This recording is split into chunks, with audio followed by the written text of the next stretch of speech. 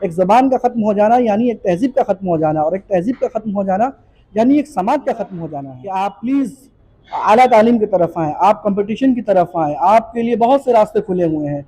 आपको अगर इंग्लिश नहीं आती, अगर आपको हिंदी नहीं आती, तो बेशुमार ऐसी मिसालें हैं स्टेट पीसीएस से लेकर के सिविल सर्विसेज तक जहाँ पर लोगों ने उर्दू में कामयाबी हासिल की है। सवाल ये है कि हम उसके लिए कितने बेदार हैं, हम कितने आगे बढ़ के उन चीज़ों के वसूल के लिए कोशिश करते हैं। में जो पलता है वो फूली गुलशन की तारीख बदलता है ना, जो यानी मुश्किल हालात से जो गुजरता है वही अपनी अहमियत को साबित करता है। भरपूर तालियां हम आपको चाहते हैं।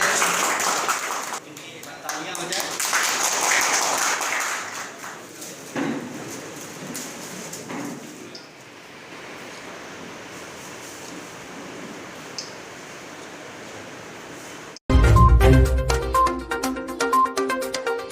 हजार बर्क गिरे लाख आंधियां उठे, वो फूल खिल के रहेंगे जो खिलने वाले हैं।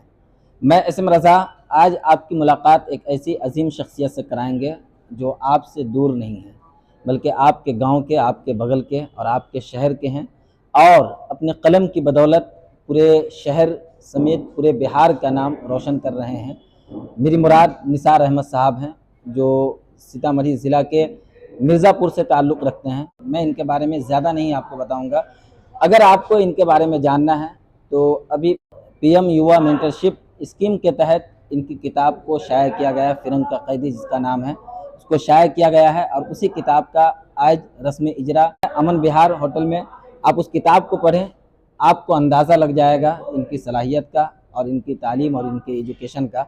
उस किताब की बदौलत आप उस किताब को पढ़ें और इनके बारे में जानें, क्योंकि इनकी ज़िंदगी को अगर आप पढ़ेंगे तो इंशाअल्लाह जो नौजवान हैं, जो ज़िंदगी में आगे बढ़ना चाहते हैं और ख़ास तौर से एजुकेशन और तालीम के लाइन में आगे बढ़ना चाहते हैं और कुछ कर गुजरने का अगर उनके अंदर जज्बा है, तो उनकी हिम्मत अफजाई होगी और उनको हौसला मिलेगा और आगे कुछ कर गुजरने का मौका भी मिलेगा, फराहम होगा। खैर, हम ज़्यादा बात नहीं करेंगे, आपको सीधा मुलाकात कराते हैं निसार अहमद साहब से। पहले निसार अहमद साहब, हम ये चाहेंगे जो हमारे दर्शक हैं, जो हमारे नाज़रीन हैं, उनको आप अपने बारे में, अपने गांव के मुताल्लिक़ कुछ बताएं और तालीम और एजुकेशन के बारे में बताएं, कहाँ तक की तालीम है। बहुत शुक्रिया।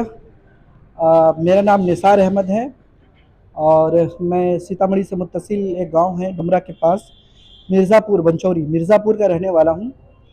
और मेरी इब्तदाई तालीम मकतब में हुई, गांव के मकतब में ही। उसके बाद मैंने इब्तदाई मदरसे की इब्तदाई तालीम पटना के जामिया मदनिया सबलपुर से हासिल की। उसके बाद मैं दारुल उलूम देवबंद चला गया। 2011 में दारुल उलूम से फ़रागत के बाद फिर मैंने ग्रेजुएशन में जामिया मिल्लिया इस्लामिया में दाखिला लिया। फिर मैंने मास्टर जेएनयू से कंप्लीट किया, फिर एमफिल, और उसके बाद अभी पीएचडी मैं जेएनयू से ही कर रहा हूँ। फिलहाल मैं जवाहरलाल नेहरू यूनिवर्सिटी में सीनियर रिसर्च फेलो हूँ। जहाँ तक इस स्कीम का सवाल है, तो ये प्राइम मिनिस्टर ऑफ इंडिया की तरफ से ये स्कीम आई थी और जिसका मकसद ये था कि इंडिया के 75 यानी 75 साल अमृत महोत्सव के मौके पर पूरे हिंदुस्तान से 75 ऐसे नौजवानों को इकट्ठा किया जाए मुल्क भर से, जो सब में मुमताज़ हों और जो उन हीरोज़ को कैरेक्टर बना करके किताब लिख सके जिनके बारे में बहुत ज़्यादा लिखा नहीं गया, जिनके बारे में बहुत बात नहीं की गई। मैं अपने आप को खुशकिस्मत तस्वुर करता हूँ कि उन 75 मुसन्निफ़ीन में जो हिंदुस्तान भर से मुंतखब हुए थे, मैं भी एक था। और सबसे अच्छी बात यह है कि मैं उर्दू से मुंतखब हुआ था, तो ये मेरे लिए और खुशकिस्मती की बात है कि मैं अपने तौर पर उर्दू के लिए कुछ कर पाया और करने की कोशिश है। ये किताब जिसका नाम फिरंग का कैदी है, ये एक हिस्टोरिकल फिक्शन है, यानी तारीख़ी नावल है, जिसमें मैंने जाफ़र थानेसरी, जो कि बहुत ही मशहूर मुजाहिद आज़ादी, लेकिन लोग उनके बारे में नहीं जानते हैं, उनको मैंने मेन लीड या कैरेक्टर बना करके मैंने पूरी किताब को नावल फिक्शनलाइज़ किया। मैंने नावल की सूरत में इसको तरतीब दिया है, तख्लीक़ आप इसे कह सकते हैं, क्योंकि इसकी बुनियाद तारीख़ पर है, इसीलिए ये मेरी तख्लीक़ है। और मैंने एनबीटी ने इसको शाया किया और मिनिस्ट्री ऑफ एजुकेशन के कोलैबोरेशन से, और इसका इजरा वर्ल्ड बुक फेयर में हुआ, जहाँ पर मैंने आलमी सतह पर उर्दू को रिप्रेजेंट किया। और मशहूर अदीबा एर्नी आर्नोक्स, जो कि नोबेल प्राइज़ विनर हैं, उन्होंने इस किताब का इजरा किया और मुझे फ़ख्र है कि मैंने उर्दू को उस स्टेज पर रिप्रेजेंट किया। और मतलब जो अदीबा हैं, जो नोबेल प्राइज़ विनर है, उन्होंने हमारी किताब का इजरा किया था। तो शायद ये हिंदुस्तान में पहला तारीख़ी ऐसा वाक़या होगा कि किसी उर्दू किताब का इजरा नोबेल प्राइज़ विनर ने किया हो।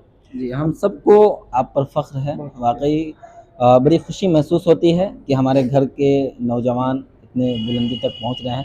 खैर, आज जो ये ज़िला सीतामढ़ी को कामयाबी मिली है और पूरे ज़िला का नाम रोशन हो रहा है पूरे हिंदुस्तान में, तो इसमें कहीं ना कहीं एक अहम रोल आपका तो है, लेकिन इसके साथ साथ उर्दू ज़बान का है। लेकिन अफसोस की बात यह है कि अभी जो नई नस्ल है, नए नौजवान हैं, उर्दू से दूर होते हुए चले जा रहे हैं। क्या कहना चाहेंगे? देखिए, सबसे पहली बात तो ये है कि ज़बान की सतह पर अगर बात करो, ख़ास तौर से उर्दू की सतह पर बात करें, तो ज़बान सिर्फ बोलने और चालने के लिए नहीं होती है। ज़बान हमारी तहज़ीब होती है, हमारी तहज़ीब की अलामियाँ होती हैं, अलामत होती है। एक ज़बान का ख़त्म हो जाना यानी एक तहज़ीब का ख़त्म हो जाना, और एक तहज़ीब का ख़त्म हो जाना यानी एक समाज का ख़त्म हो जाना है। तो उर्दू सिर्फ ज़िंदा ही नहीं है, बल्कि अब पूरे क़ुव्वत के साथ ज़िंदा है, और उसको ज़िंदा रखने में हम और आप जैसे लोगों का बहुत अहम रोल है। लेकिन फिर भी अगर रेशियो देखें तो उर्दू के रिप्रेजेंटेशन में कहीं ना कहीं बहुत कमी आई है, असाज़ा बहाली से लेकर के और आलमी हिंदुस्तानी सतह पर इसमें कमी आई है। लेकिन इससे मायूस होने की ज़रूरत नहीं है। हम ही आप अपने अहबाब को, अपने जानने वालों को राग़िब करें इस तरफ कि वो उर्दू के तई बेदार हों, और उन्हें यह यकीन दिलाएं कि उर्दू सिर्फ एक ज़बान नहीं है, बल्कि ये हमारी तहज़ीबी विरासत है, ये मुत्तहिदा हिंदुस्तान की विरासत है। अगर हम अपनी नई नस्ल तक ये पैगाम पहुँचा सके तो उर्दू न कभी ख़त्म होगी और न ख़त्म होने वाली है। उर्दू ताइंदाबाद, उर्दू पाइंदाबाद। एक और रोना है, ज़िला लेवल पे या छोटे मोटे दफातर हैं, वहाँ उर्दू भी लिखना है, उर्दू में दरख्वास्तें लेना है, लेकिन नहीं लिया जाता है या फिर दिया नहीं जाता है। क्या कहना चाहेंगे, क्या कमी है, किन की लापरवाही है? देखिए, ये सबसे पहली तो कोशिश हमारी तरफ से होनी चाहिए। जहाँ हम नहीं लिख के देते तो वहाँ सरकारी अमले मौजूद नहीं है। चूँकि आपको पता है और हम सब लोग जानते हैं कि उर्दू बिहार की दूसरी सरकारी ज़बान है, और सरकारी ज़बान का मतलब ये होता है कि आप उसमें दरख्वास्त देने से लेकर के उसमें दफ्तरी कारोबार और दुनिया जहाँ जो भी काम है आप उसको अंजाम दे सकते हैं। तो आप कोशिश करें कि उर्दू में दरख्वास्त दें, थाने से लेकर के पोस्ट ऑफिस में, और जहाँ आप अपने साइन सिग्नेचर उर्दू में करें, जहाँ अपने आप को रिप्रेजेंट करें उर्दू के खादिम के तौर पे या उर्दू दांत तबके के तौर पे करें। तो सरकार अपने लेवल पर जो कर रही है करेगी या ना कर रही है वो तो एक अलग मसला है। लेकिन हमारा क्या दायित्व है, हमारी क्या रिस्पॉन्सिबिलिटी है, हम उर्दू के तई क्या कर रहे हैं, ये हमें देखने की ज़रूरत है। तो दफातर में, पुलिस ऑफिस में, और सरकारी स्कूलों में, प्राइवेट स्कूलों में हम अपनी रोज़मर्रा की ज़िंदगी में उर्दू को शामिल करें, ये उर्दू की खिदमत होगी। जो भी नौजवान हैं जो बेहतर तालीम चाहते हैं, कुछ कर गुजरने का जज्बा रखते हैं, बेहतर मुस्तकबिल चाहते हैं, क्या मैसेज देना चाहेंगे, क्या अपील करना चाहेंगे? मैं उन सब से कहना चाहूँगा कि आप प्लीज़ आला तालीम की तरफ आएँ, आप कंपटीशन की तरफ आएँ। आपके लिए बहुत से रास्ते खुले हुए हैं। आपको अगर इंग्लिश नहीं आती, अगर आपको हिंदी नहीं आती, तो बेशुमार ऐसी मिसालें हैं स्टेट पीसीएस से लेकर के सिविल सर्विसेज तक, जहाँ पर लोगों ने उर्दू में कामयाबी हासिल की है। बहुत सी किताबें अब अवेलेबल हैं, लोग इस पे काम कर रहे हैं। अगर आप उर्दू के हवाले से ही आप अगर आला मकाम पाना चाहते हैं तो बहुत सारे हमारे ऑफिसर्स हैं जिन्होंने उर्दू में लिख करके, उर्दू ऑप्शनल लेकर के इस पे काम किया और आज ऑफिसर बने बैठे हैं और उर्दू की खिदमत अंजाम दे रहे हैं। बराह करम आप उर्दू को एक ज़रिया बना करके, तालीम और माश का ज़रिया बना करके आगे बढ़ें, आपको मायूसी नहीं होगी। जहाँ अगर बात कर लिया जाए तालीम और एजुकेशन की, आला तालीम की, तो जो भी जिनके पास माल है, दौलत है, शोहरत है, वो तो बुलंदी की सीढ़ी तक पहुँचते हैं, लेकिन जो भी गरीब तबका है, कमज़ोर तबका है, उनके लिए क्या रास्ता है, क्या रास्ता हमवार होता है, कुछ बताएंगे मुख्तसर में? देखिए, मैं भी एक लोअर मिडिल फैमिली से आता हूँ। लोअर मिडिल का मतलब ये है कि बहुत ज़्यादा माली हालात बहुत मुस्तहकम नहीं है, और हम में से अक्सर के यही हालात हैं।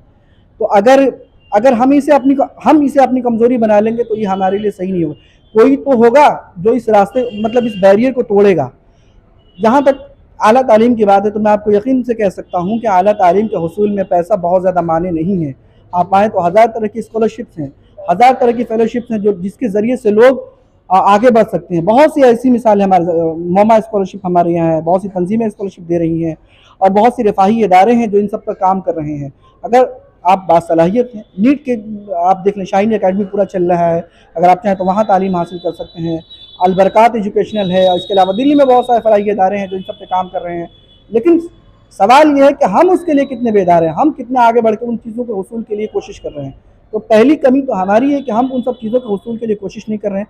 अगर आप आला तालीम की तरफ आना चाहते हैं तो आपके लिए रास्ते बिल्कुल खुले हुए हैं, और उसमें कहीं भी माली सूरत हाल से का आप बहाना बनाते तो ये हमारी कमज़ोरी है।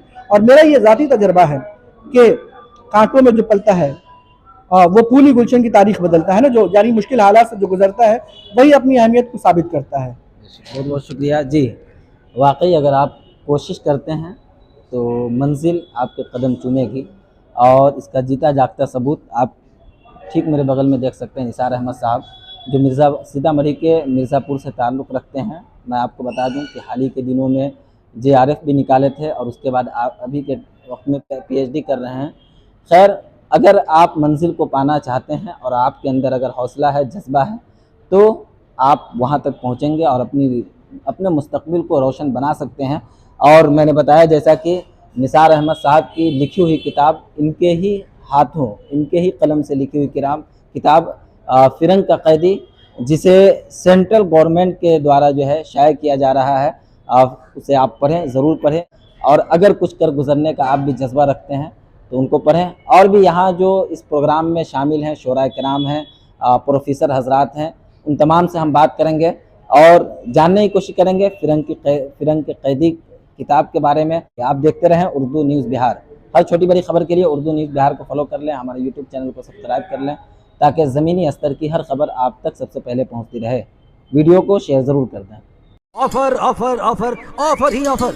शिव शक्ति बजाज पुपरी लाया है आपके लिए मेगा लकी ड्रॉ और निश्चित उपहार। प्रत्येक गाड़ी की खरीद पर लेकर जाएं फ्री हेलमेट एवं साथ एक मेगा लकी कूपन ड्रॉ और पाएं first prize LED TV, second prize home theatre या डिनर सेट, थर्ड प्राइज के रूप में आपको मिल सकता है मिक्सर ग्राइंडर और आयरन। जी हाँ, ये ऑफर सीमित समय के लिए है, इसलिए आप इस ऑफर में जरूर